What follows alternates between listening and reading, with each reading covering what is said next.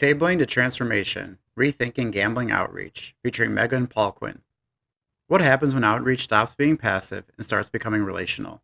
In this episode of the Talking Addiction Recovery podcast, we sit down with Megan Poliquin, Gambling Treatment and Prevention Program Manager at the ZEPF Center, to explore how her team transformed their community engagement strategy in Ohio. Megan shares how what began as a grant-funded obligation evolved into a passionate mission, one that has reached more than 2,300 individuals through brief gambling screens. Instead of simply sitting at a table, her team created interactive, engaging, data-driven outreach events that build relationships and demonstrate measurable impact. We discuss the difference between marketing and true outreach, why human connection matters more than information alone, how to approach community partnerships with clarity and confidence, creative strategies for engaging college students, and how small, consistent steps can build large-scale impact. Whether you work in prevention, treatment, behavioral health leadership, or community engagement, this episode offers practical strategies you can implement immediately. This is Talking Addiction and Recovery, the podcast talking, you guessed it, all about addiction and recovery.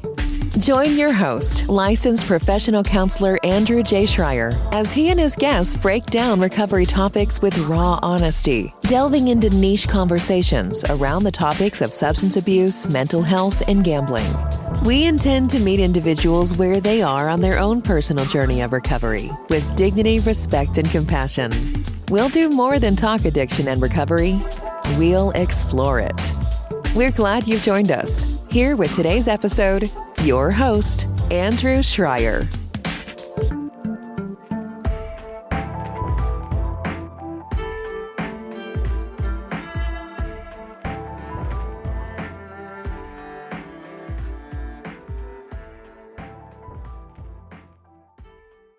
Megan Poliquin is a licensed professional clinical counselor, licensed independent chemical dependency counselor with a gambling endorsement, and Ohio Certified Prevention Specialist Assistant. She currently serves as the manager of gambling treatment prevention programs at ZEPF Center in Toledo, Ohio, where she began as a gambling treatment counselor in 2018.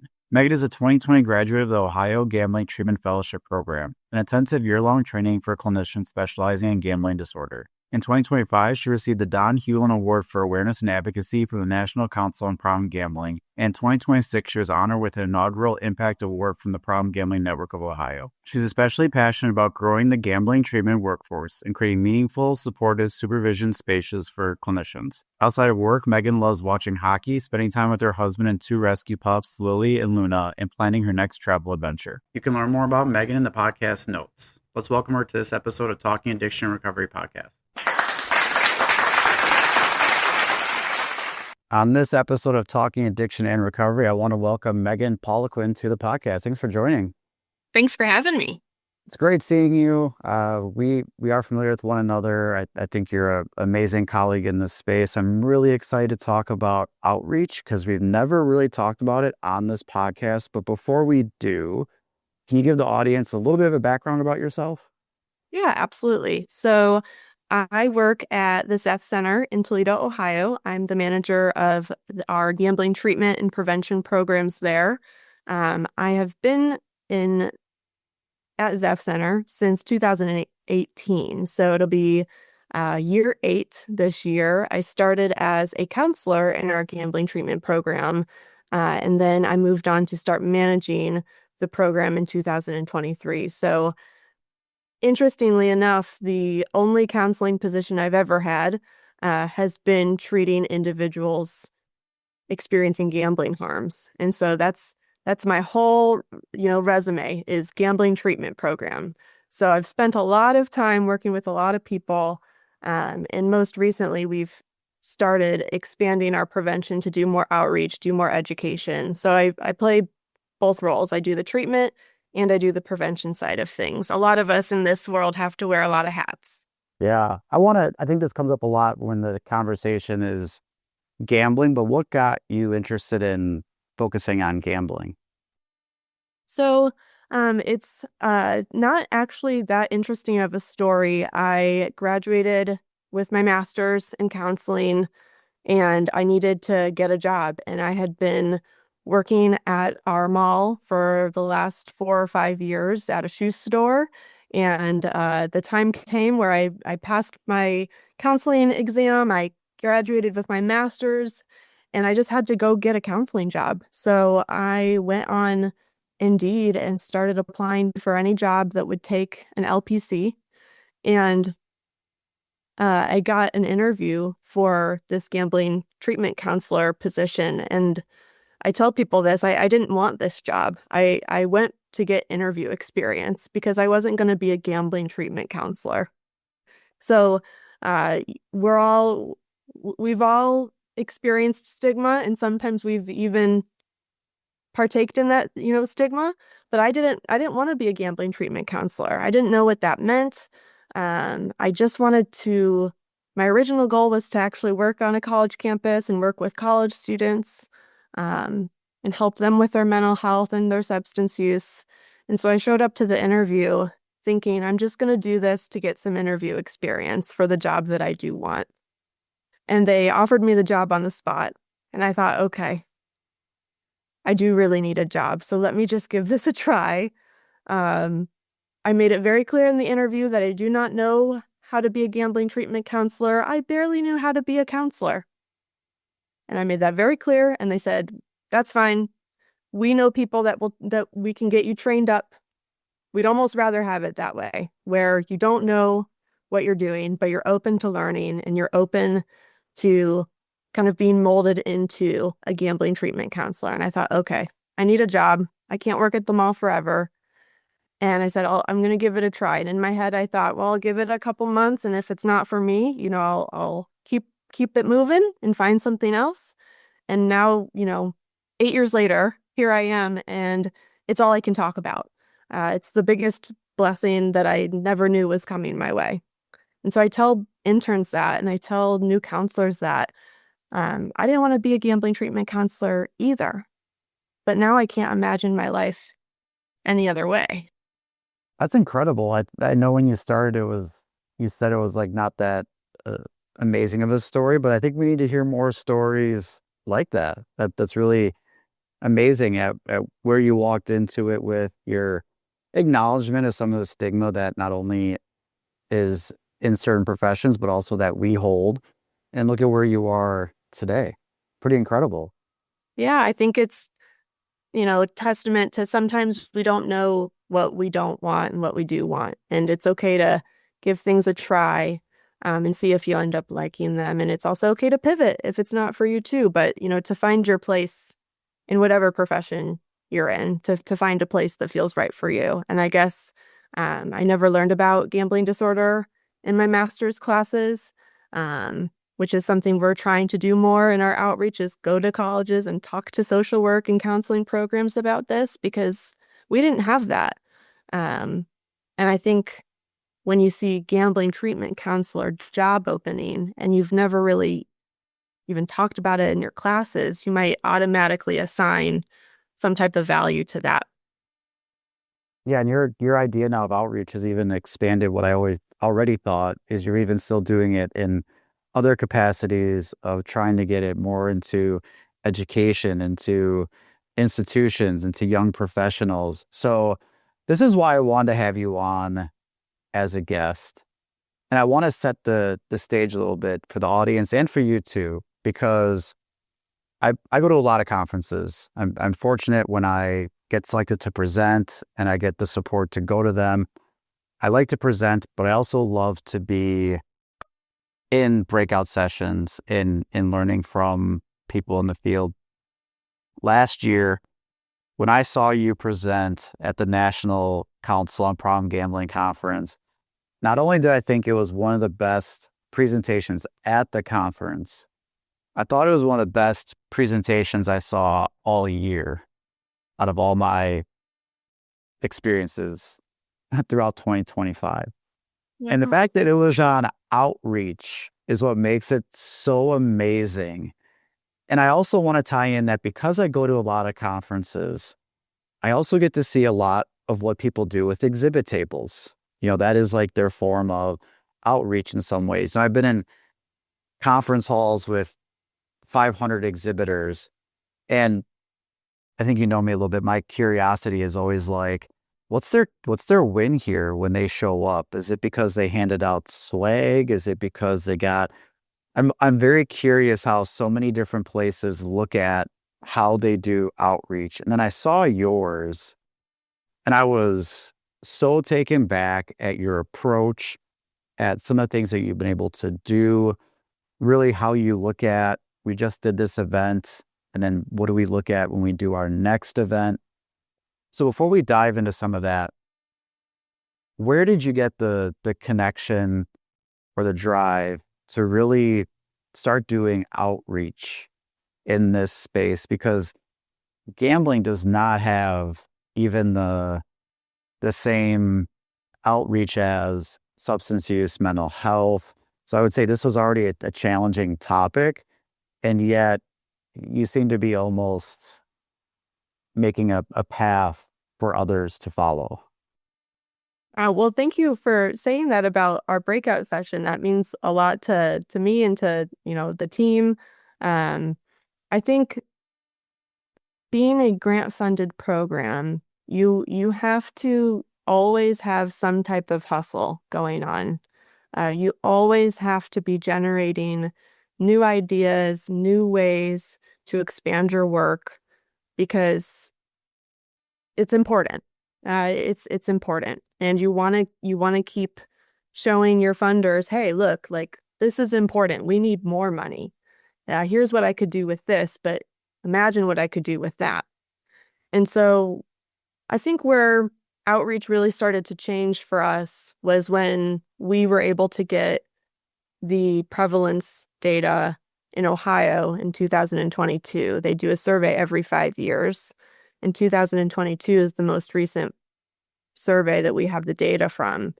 And we knew that sports betting was going to be legal in Ohio January 1st of 2023. We had access to this data, and the data said 18 to 24-year-olds in Ohio are the most at-risk age group for developing a gambling problem. And the first thing I thought was, why are we not infiltrating the college campuses then? Why are we not all over these college campuses? I think one of the top ways to gamble in Ohio was also online, which makes sense. If our 18 to 24-year-olds are most at risk, they're probably engaging in a lot of gambling, at their fingertips. And I think it started as just like a brainstorming session where the two other people in the gambling treatment program, Allison and Aubrey, sometimes we refer to ourselves as the gambling girls because it's just the three of us, and we're usually spotted together. Or if you see one of us, the other two of us aren't that far away. And we just started talking about the data and what we thought, and we just kind of started dreaming a little, like, hey, how cool would it be if we like got to go out on college campuses? How cool would it be if we had a table at a sporting event with sports betting coming up? And then somewhere along the line, it turned into, okay, that would be really cool. Why don't we just try? Like, what's the worst that could happen? Nobody emails me back? Okay, I can live with that. So why not try? It'll take a few minutes to send an email. And we started emailing like every college that was within like a 30-mile radius of us just to see like, hey, let's just see if a door's open.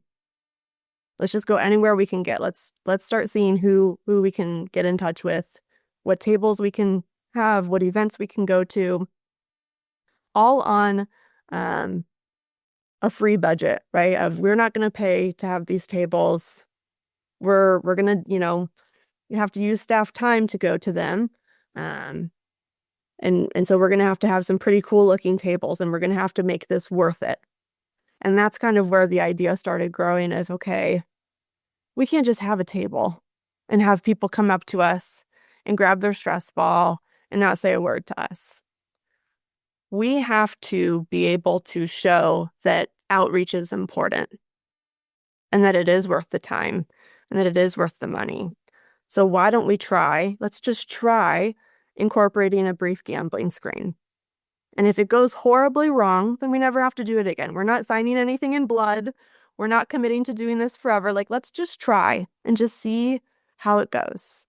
And from there, it just kind of kept going in an amazing direction, but I think in a direction that a team of 3 wasn't fully prepared for, of, oh my gosh, this is gaining a lot more traction than we ever thought we could get. We have to find a way to like build some endurance with this. We can't, we also have to provide treatment, in our community too. So we have to wear a lot of different hats. And so where it started was just talking about it. And I think it was 3 inspired people in a room just daydreaming about what would be cool to do if we could do it. And then we just decided, let's just try. And if it doesn't work, it doesn't work. But if it does work, that would be really freaking cool. So let's just try. And I think we're just really grateful that it worked, honestly. I think one of the things that stood out to me most, that is one of my biggest takeaways, was your quiet tabling does not equal impactful tabling. And that's what I come across quite often, as I see a table with the swag items. Sometimes there's not even a person there. Sometimes there's a person there and they're just standing there. Oh, do you have any questions? Let me know. But I often think that doesn't invite questions. You're hoping that someone else has a question when you should be trying to engage. And then you see a group like your team who is, we are going to engage with you. We are going to talk with you. We're not just going to have you walk by and look at it as, oh, great, they grabbed a stress ball. We did our job.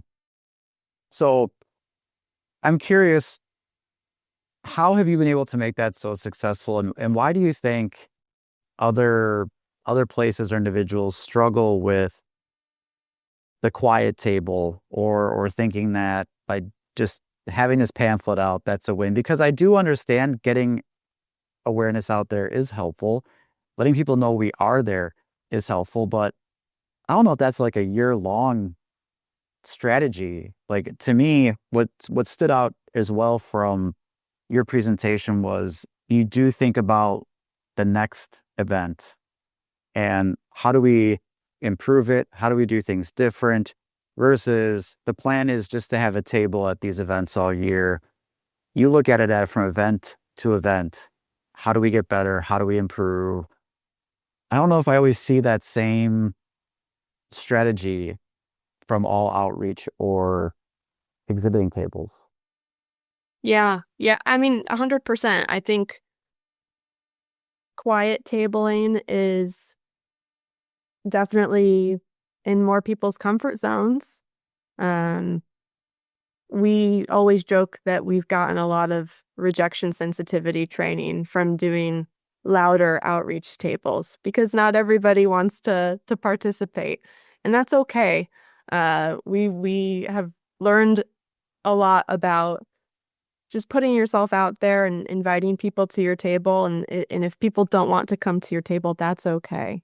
But you have to kind of have the energy and endurance to go the extra step, because it is a lot easier to just sit at the table and play on your phone and give away some stress balls. I'll give you that. It is a lot easier. I also think the intent has a lot to do with it. Our intention was to show people the power and the impact of tabling and outreach, because I think sometimes it is some of the fat to get trimmed when things get tight. Okay, we're going to stop doing that. We need to get back to A, B, and C. We need to get back to profitable services, billable services. We can't be out in the community. We need to be here. We need to be doing things. And I think that's just a normal part of the work that we do.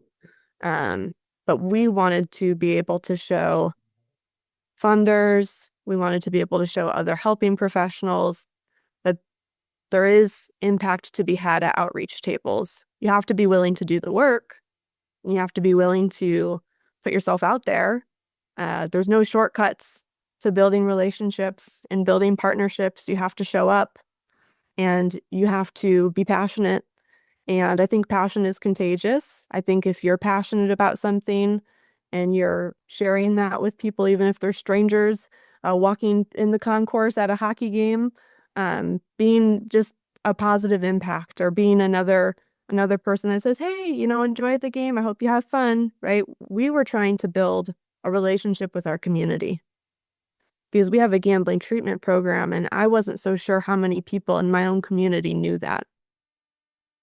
With the stigma around gambling, with it being such a niche treatment program to begin with, we wanted to be a little bit loud and say, yeah, we're here. We are here. We're available. You don't have to do this by yourself.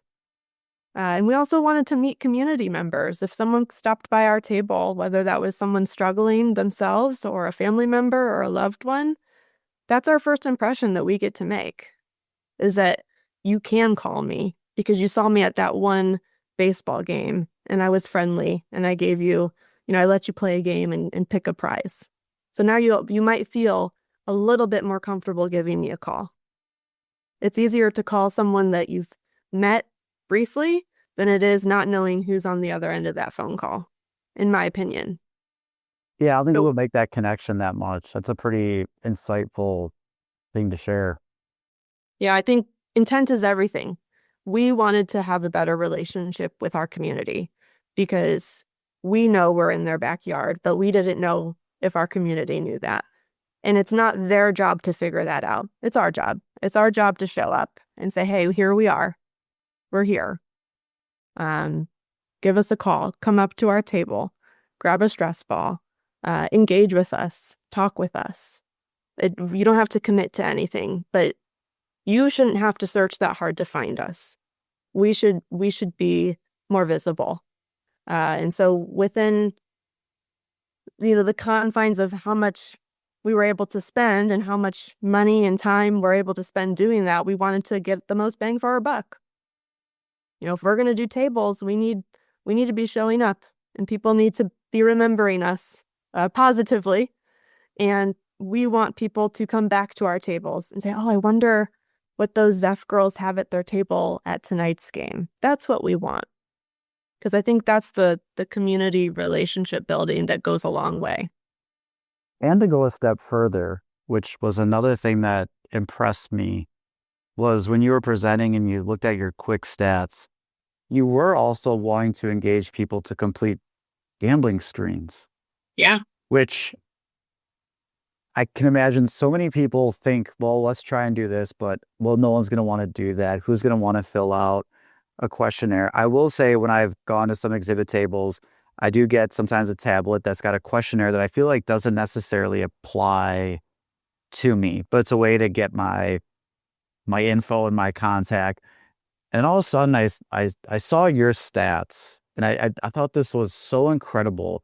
So not only are you at places that gambling treatment resources usually aren't at, not only are you having purposeful and intent, tabling, engaging and interacting, wanting people to know where you are, you're also doing things like collecting gambling screenings. And from the stats you showed, we're not talking about, oh, we got 5 people, we got 10 people. I'm sure you would have been happy to get anyone. But we're talking about in one period, you had almost 2,300 screens completed. Mm-hmm. That is, I was so impressed that not only were you trying to do all those things, but you're also trying to engage to the point of collecting useful information or being able to then say, someone said yes to all this, then, oh yeah, like it would be good if I got a phone number or resources. So can you talk to me about where even that desire to be like, we're going to keep pushing this, or we're going to keep striving to do more, because this wasn't just about tabling or giving a stress ball or making a connection. This was also about trying to engage with them to get important data, to get important information that can also lead to somebody maybe wanting resources and help. So can you talk a little bit more about that? Because you don't see that very often. You see a lot of people afraid to like, ooh, someone's just going to want to walk by. They're not going to want to answer 4 questions. They're not going to want to answer this. But you were able to do that for thousands of people. Yeah. And I guess to me, it's part of our job. I mean, we should be doing brief gambling screens in our community. And from the lens of me thinking, well, this is kind of my job. I should probably be doing this. We felt also the easiest way to do that would be stacking on top of activities. Hey, we're going to table here anyways. Let's bring some freebies. Let's get a game for people to play. And let's ask people to take a brief survey on their phone. Or we bring paper copies as well. And then they can play one of our games to win a prize. Let's just try. Like, so much of this was built on, like, let's just try. And if it doesn't work, we're not doing it again. We'll pivot. So I think it takes a really open-minded team too. I mean, Allison and Aubrey, none of this would have been possible if they weren't on board. Because there's no way I would have screened over 2,000 people by myself. Absolutely not. It's 100% a team effort, but you also have to have an open-minded and willing team that says, yeah, let's give that a try. So when we started doing the brief screens, it was also kind of like the icebreaker. Like, hey, do this brief survey, and then you can win a prize. And they might start filling it out. And I go, oh, well, I don't even gamble. I go, oh, that's okay. That's great. We're just trying to see what our community thinks about gambling. So it's okay that you don't gamble. You can still take our survey because that helps us understand who does like to gamble, who doesn't like to gamble. All opinions are welcome here. We're not anti-gambling. And then having kind of an interactive piece to the table really helps too. Something that they can do to engage and to stand at your table for more than 5 seconds, where it can be playful, it can be light. It doesn't have to be, turning something into a life lesson. It's just that touch point where we want people to think, oh, that was a fun table. Those girls were nice. That was cool. I liked that. That's what we want people to think. And then if they are, struggling with something, we also want them to think, okay, that was still a good experience. I'm not going to call them. I'm not ready for help, but those girls were nice. So that was cool. And I have got a freebie now with that phone number if I ever want to use it. So with the brief screens, to us, it was just a no-brainer. How can we show people that it's important for us to be out in the community? Almost kind of like a justification for the process of, hey, we should be doing this. If we're going to table, we should be doing a brief screen, or we should be having some type of trackable element so that we can go back to our funders, we can go back to our agency and say, look at the impact we're making. But if we don't have anything to track, you just have to take my word for it. Yeah, I think that's... So having something to give them, I think people really appreciated that, of, okay, this is what tabling can look like. Kind of like expanded people's viewpoints of what you can do at a table. I think that's what also ties into it isn't the client's job to engage with you. It's your job to find effective ways, because part of it is like, if you don't want to do surveys, or you don't want to collect data, or if you don't want to, then why would they want to give it to you if you don't? If what you present is a take what you want or leave it, like, that's what they're going to come with.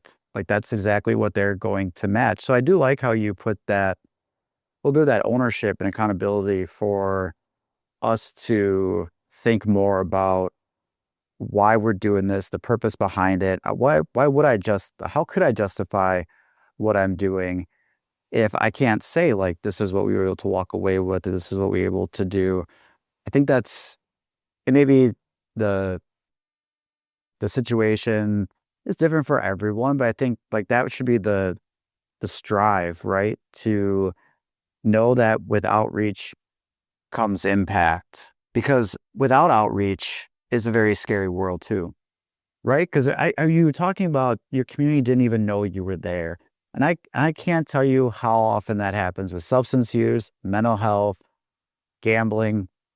I've done a tour of our clinics, and maybe it was a local government official, and they've been around for many years, and they go, I never knew this place was here. And we're like, yeah, we've been here for a decade. Usually you don't know about us, which means we're not causing any issues, but also you should know we exist. You should know we're a resource.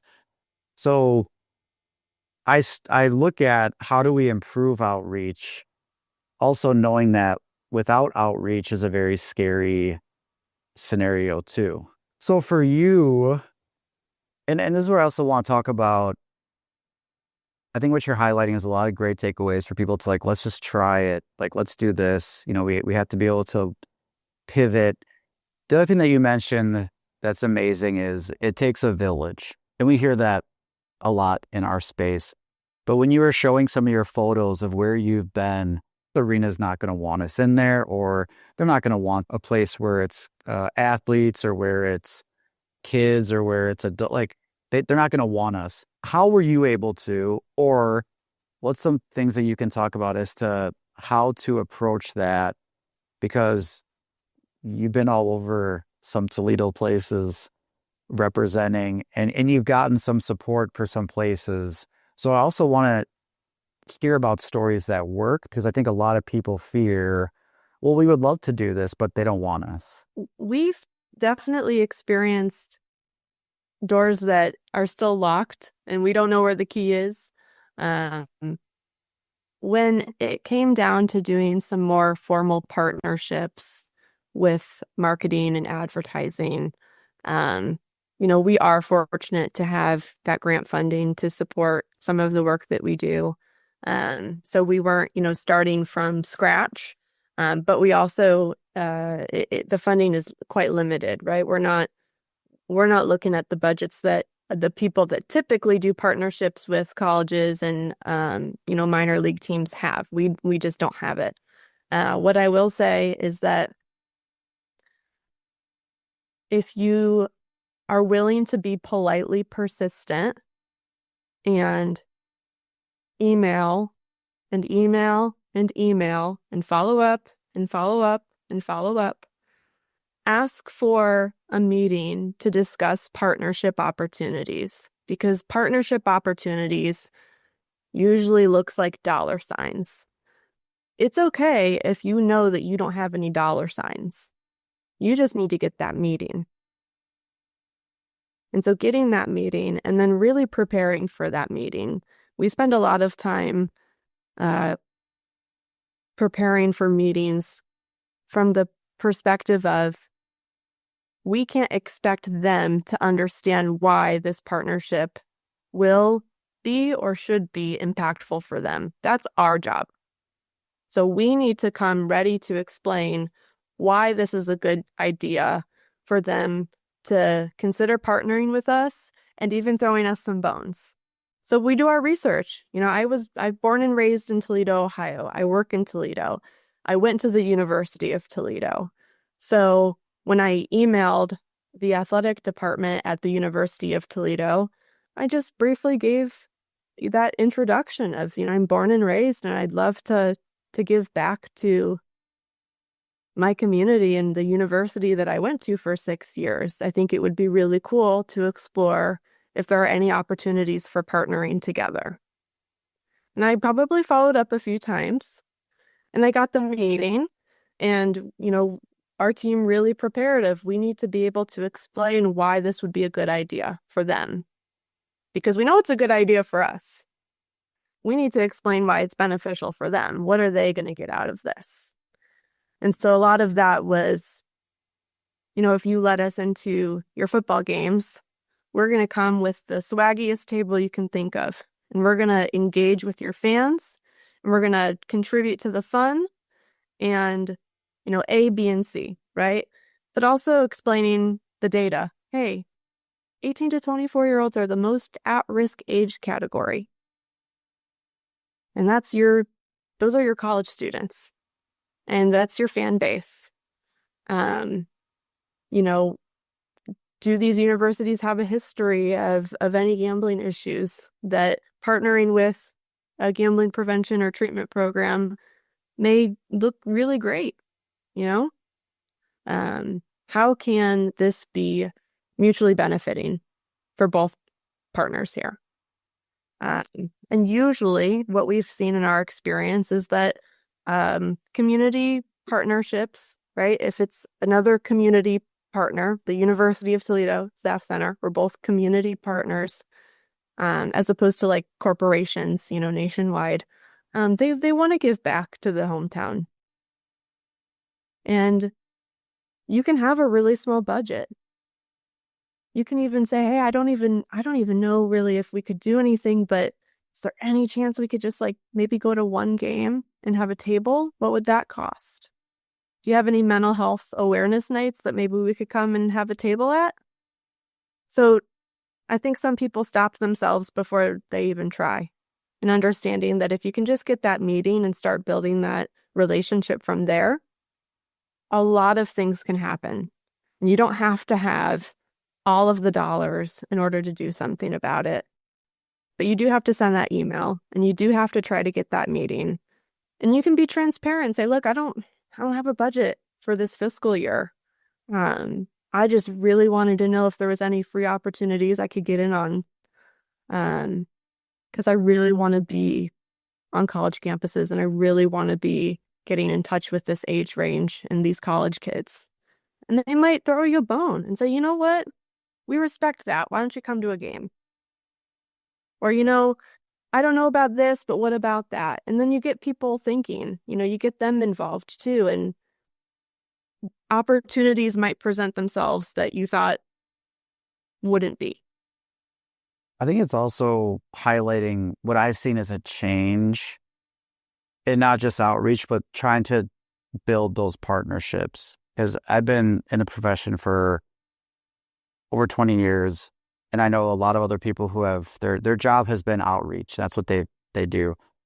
And I think the old paradigm view was like dropping off donuts with a handful of cards, hoping that they'll remember that, they'll like that, they'll maybe have a referral, they'll remember us because we brought the donuts. And like that was kind of like trying to do that and trying to get a foot in the door.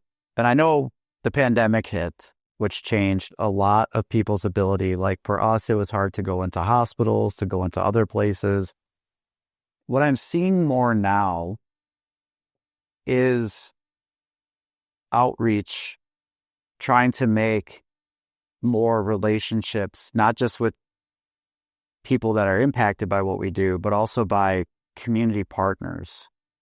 So, I want to share a story with you about this issue and what we've done and why, instead of just, here's the box of donuts or here's the fruit basket that we deliver every quarter with some pamphlets hoping you'll like us. But we want to have that meeting. We want to have that conversation. We want to be more involved. And it sounds like that's a big part of trying to get some of these partnerships, is that this is going to be having a conversation, not just hoping that because someone has our pamphlet, that's going to lead to them using it. It's no, they connected with us and they connected with what we do. They know our names, they know our faces. It's not that donuts and sweets and stuff and fruit baskets aren't nice, but is that enough to develop a really good partnership? And I think that's a change we're seeing now, which is it takes some of those conversations. It's about wanting to know who we are, wanting to know who you are. Do you see that works a lot better when you can have those conversations than just the old school drop off? 100%. 100%.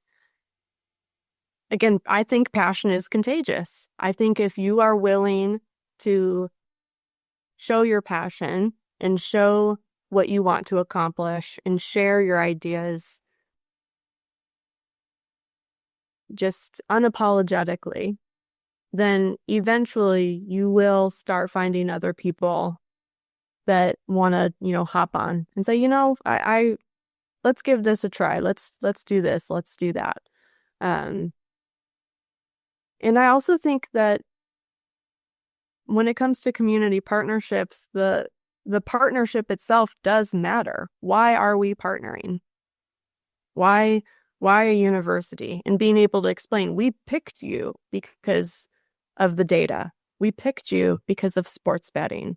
We picked you because we think it would be a great opportunity to talk with a lot of at-risk groups of people. And if you're willing to let us in, right, we want to be able to add value to what you have going on too. And I think from the other side, colleges and partnerships and the things we've done with other groups of people, they want to make sure it's a good fit for them too. They don't want to just partner with anybody just to get money. You have to be careful who you take money from, and you have to make sure that your vision and your mission is aligned and that you guys share that same goal and that same idea. And so I think that matters a lot more than the fruit basket and the donuts is, hey, are we aligned with what we're trying to accomplish here? And how, again, trying to be prepared ahead of time to explain how this is mutually beneficial.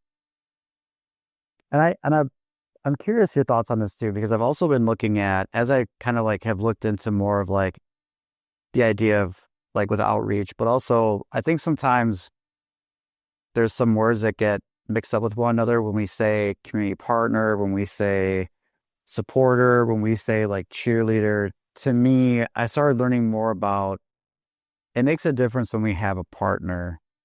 That usually means like we have sort of like a connection, agreement with, we're working on something together where we're doing this, we're doing that. Because I would say there can be a lot of cheerleaders that they support you. They don't want you to fail. They'll be like, yeah, I hope they do well and this is good. But there's a whole nother level of what it means to become a partner with places. So sometimes I think it's really important to evaluate, is this a partnership, or is this someone that we just had that is a fan? They don't want us to fail, but also we're not really doing anything beyond that.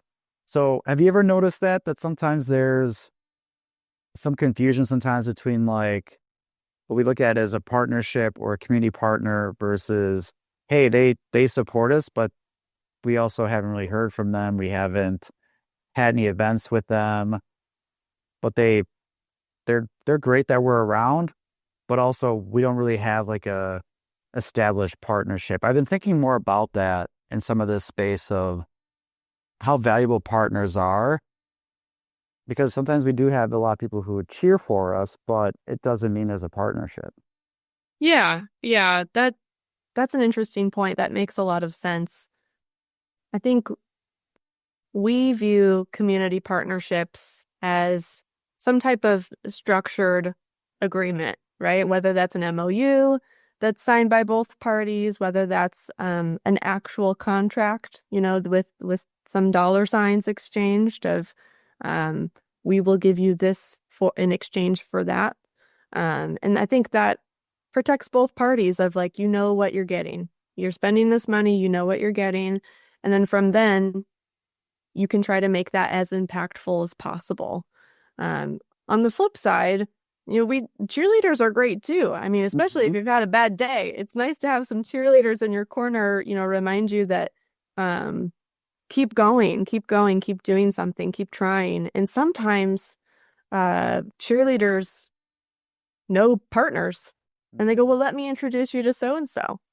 And we have been fortunate to have some people help connect us to these partners. We've built relationships with people, whether we've done, one presentation for them or 10 presentations for them. The idea is you call us when you need us. If you have any questions or concerns related to gambling in your life, we're your girls. You call us, you pick up the phone, you ask us, you let us help you. And I think by standing on that and saying this, we mean business when we say that. If we do one presentation for you and then, we don't hear from you for a couple months or for a little while, but something happens and you need help, you pick up the phone and you call us, because that's what we're here for. If we can do something more frequently, that's amazing too. But not saying no to opportunities just because it's like, well, it's just a one-time thing. Well, you don't know that. You don't know that. And a one-time thing is better than a never-time thing. And so if there are opportunities that arise and you're able to do them and they're good fits and they're good ideas and there's a concern about sustainability or longevity, I say just do it anyways. If you can, just do it. And if it's great, then you get to be able to say, this is great. I need to find a grant to apply to do more of this. Or maybe you do it and you go, wow, your cheerleader goes, wow, that was awesome. We want to have you back next semester. But if you never do it because you're afraid that it's just like a one-hit wonder kind of thing, then you're automatically closing your doors to people that know people, that know people, that know people, that can help build your credibility and say, oh yeah, well, I've worked with ZEPF doing A, B, and C. They're great. You should definitely give them a chance. You should definitely have them come do a table. I think when people say sometimes it is about who you know, I don't disagree with that. But you're allowed to build those relationships over time and get to know people. And that's also a great part of outreach, is you get to meet a lot of other people doing outreach, and you can resource share, and you can look at somebody's table and go, oh, I never thought of that. I'm going to do that at the table. Duh. Or that person was really nice. I met somebody who is now a good friend of mine who works at another agency in Toledo at an outreach event. I just went around to the tables, introduced myself, and I said, if you ever want like a free gambling training for your agency, just email me, just give me a call. And she went, oh, that would be so amazing. That would be so awesome. I didn't really know if she would follow up. We had just met. And she did. She said, yeah, so about that gambling training, can you come like next month? And I was like, absolutely. Let me get it CEU approved really quick. And now it's someone that, I regularly see at outreach events. I regularly talk with, who, is a cheerleader for what I do. And I'm a cheerleader for, her outreach too. So many benefits to outreach for the community, for us as helpers, for individuals, for families. I think you have to have the right personality to do it, and you have to know what you're getting into. But if you like doing it, you can really do a lot of good work, and I think you can help a lot of people that you might not ever really know just by showing up and being there at that table and just engaging with them and adding a little bit of value to their day, or just some kindness to their day too. One more question before we wrap up. I know you and I, we've talked before. We're going to talk again. This isn't going to be our only conversation, but for the sake of the episode, I some places don't even do outreach. I know there's different reasons, right? Finances might be a reason. Staffing might be a reason. These are all challenges, no doubt about it. One thing I also hear sometimes is people say, well, we've got a marketing department. So we've got ads, or we've got this. So we choose that over a table at an event, or we choose to have a marketer over an outreach staff. So what would you say is really the benefit, or what having an outreach team or staff does that marketing can't always do, or that marketing might miss? That what is it about an outreach staff or team member? What does that bring versus solely relying on an ad or a social media post with a quote or a picture? But what does an outreach team bring that marketing can't always capture?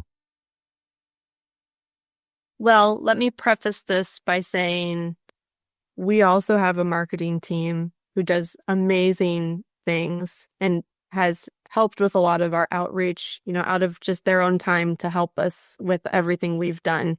And I know every place is going to be different in how things are structured. I think when you're looking at marketing and advertising, like a scoreboard or a billboard or a bus, an ad on a bus, right? That's good information dissemination. It's good. You're putting it out there. You're giving it to people indirectly. Outreach, I just think, has a different component of human connection. And I think people do want to connect with others. And when you're going to outreach events, that is somewhat in the air. You're looking to connect. When you go to a basketball game, you're looking to enjoy the sport and enjoy it with, 5,000 other people. There is part of just that community, human touch, human relationship that I don't think a billboard can generate. I think they're both important for different reasons. I think we can make a really big impact if we are willing to show up at these events and say, I'm here on my Saturday at this table because I think it's important to be here. And I think that says a lot more sometimes than a ribbon board or a scoreboard. I love the ribbon boards and the scoreboards, and I want those too. But the human connection. Yeah, I think that's what I've seen work best when you have marketing, outreach, working together, where it's either going to be this that does it or this that solely that or that. It's the combo of the two. But I'm glad you spoke on that, because I do see sometimes where it's, well, we'd rather do this than that, or we're going to spend it on this and not that, when it's like, if we can do that all together, there's quite a bit of outreach and impact we can have combined. So I'm grateful for you to be able to reflect on that. All right. Last thing, what do you have going on? What do you want listeners to know based on our conversation or what you have going on? We know this is going to be released during Problem Gambling Awareness Month, so I know you're going to be busy, but final things you want to leave for the audience. Yeah, I think we have a lot of exciting things we're planning for the month of March. So I used to jokingly tell people, just find me on LinkedIn if you want to know what I'm doing. And it's not so much a joke anymore. It's literally just find me on LinkedIn. If you want to know what I'm doing, you find, Megan Poliquin, ZEPF Center, LinkedIn. You connect with me. I don't care if we have zero mutuals. If you want to do outreach, or if you want to do anything gambling treatment prevention outreach related, do it. Let's talk. I want more people to be doing this. I don't want to be responsible for going to every college in Ohio and doing all of this outreach with college students. That's impossible. I want people to listen to this episode and feel like they could do the next little thing. Let's take the next little step. If you don't have a lot of funding or any funding, I still think it's worth sending emails and trying to get connected to people, the pillars in your community. At the very least, to do some advocacy work and to help educate your community about why they should know more about this. And so knowing that it's okay to just take the next little step forward. You don't have to have it all figured out. We certainly didn't. We just were daydreaming at work one day and thought, oh, screw it. Let's just send some emails and see what happens. So I want people to feel inspired to do the same. And I'm not here to gatekeep that information either. If I can help people get connected in their own communities, if I can, if our team can serve as an example for what's possible, I think that's the greatest compliment to us as a team, is that people like what we're doing and they want to try to do that too. And we don't want to stand in the way of that. We'd rather see other people be successful doing the same thing. So what do I want people to know? I want people to know that they can find me on LinkedIn. They can ask me all the questions in the world they want to. I could easily talk about gambling 8 hours without a break.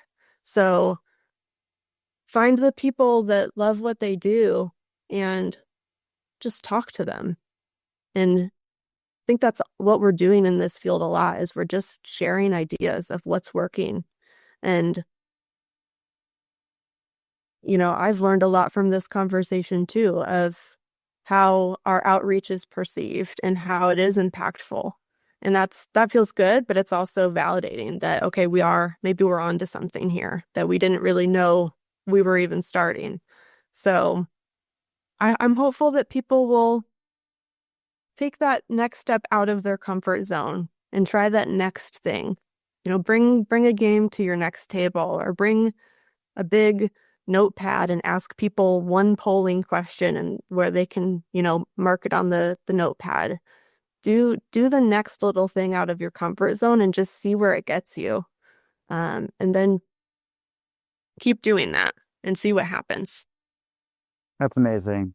I really appreciate everything about what I saw when you spoke at your team. You always give your team their flowers. They do such an amazing job of highlighting the work that not just you do, but your team does. And everything that you shared, our conversation, I think it just keeps me thinking about how to improve and sort of increase the impact that we know outreach has, but doesn't always get seen. And I think based on this conversation that there's a lot of people who are doing that same work that probably is going to connect with what you've been through, some of the challenges, the struggles, but also feeling very hopeful that it can be just that one little thing that can really change the trajectory of the impact of outreach. So it's always great seeing you. I just saw you. I'm sure I'm going to see you again, but I really appreciate you coming on and talking about this topic, because we haven't had this kind of conversation, and we know that our world and our work without outreach is one that we both don't want to be a part of. And this way we learn how to make it better and thrive. Yeah. And AJ, thanks for having me. I mean, a podcast is outreach. So we're doing outreach about outreach, essentially. And again, that's recognizing what can we do instead of trying to make this grand plan, this amazing, perfect idea, just the next little thing. What's the next little thing we can do? And when you invited me to be on this podcast, to me, that was exciting, because I get to talk about what I love to do. And hopefully, if somebody listens to this, they'll be able to hear how much I love what I do in my voice, but also not have to reinvent the wheel, and recognize that there's wheels, and you just have to find the right people, find the wheel, and just get spinning. Yeah. Thank you so much for joining. We'll have links to where they can connect with you, your LinkedIn for sure. We'll have information to ZEPF Center and everything that you do, but we know she's a guest where when she says reach out to her, she is one of those that will answer. I have no doubt about that. Whenever we've connected, there hasn't been silence or echoes. It has been continuous ongoing conversation. So if you want to learn more, talk with her. She is one that will answer those messages. So Megan, thanks again for joining. Always great, and appreciate everything you're doing. Awesome. Thank you too. You've been listening to Talking Addiction and Recovery with Andrew J. Schreier. We're so glad you've joined us and invite you to connect further with the show and these topics at www.andrewjschreier.com. That's AndrewJSCHREIER.com. You can also email us directly at talkingaddictionandrecovery@gmail.com and connect on social media, Instagram at Talking Addiction and Recovery, Facebook Talking Addiction and Recovery Podcast, and Twitter at TalkAR_podcast. To stay connected and never miss an episode, be sure to like, rate, and subscribe. Until next time, friends, let's keep talking addiction and recovery.